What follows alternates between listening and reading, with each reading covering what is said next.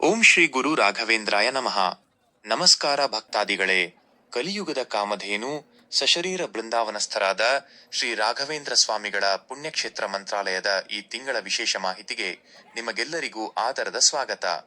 ದರ್ಶನದ ವಿವರ. ದರ್ಶನ್ ಡೀಟೇಲ್ಸ್. ಮಂತ್ರಾಲಯದಲ್ಲಿ ದಿನದ ಆರಂಭವೇ ಅತ್ಯಂತ ಪವಿತ್ರವಾದುದು.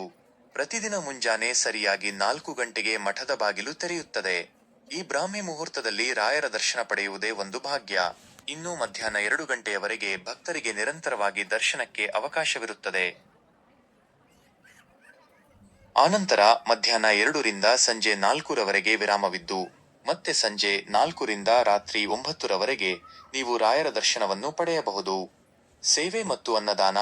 ಪ್ರತಿದಿನ ಬೆಳಗ್ಗೆ 7 ಗಂಟೆಯಿಂದ ಪಾದಪೂಜೆ, ಹಸ್ತೋದಕ ಹಾಗೂ ಇತರ ವಿಶೇಷ ಸೇವೆಗಳು ಆರಂಭವಾಗುತ್ತವೆ. ಮಧ್ಯಾಹ್ನದ ವೇಳೆ ಮಠಕ್ಕೆ ಬರುವ ಸಾವಿರಾರು ಭಕ್ತರಿಗೆ ಪರಮ ಪವಿತ್ರವಾದ ತೀರ್ಥ ಪ್ರಸಾದ ಅಂದರೆ ಅನ್ನದಾನವನ್ನು ಅತ್ಯಂತ ಶ್ರದ್ಧಾ ಭಕ್ತಿಯಿಂದ ವಿತರಿಸಲಾಗುತ್ತದೆ.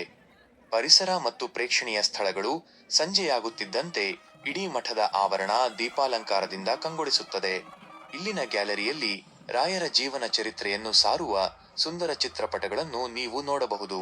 ಮಠದ ಪಕ್ಕದಲ್ಲೇ ಹರಿಯುವ ಪವಿತ್ರ ತುಂಗಭದ್ರಾ ನದಿ ಮನಸ್ಸಿಗೆ ಅತೀವ ನೆಮ್ಮದಿ ನೀಡುತ್ತದೆ.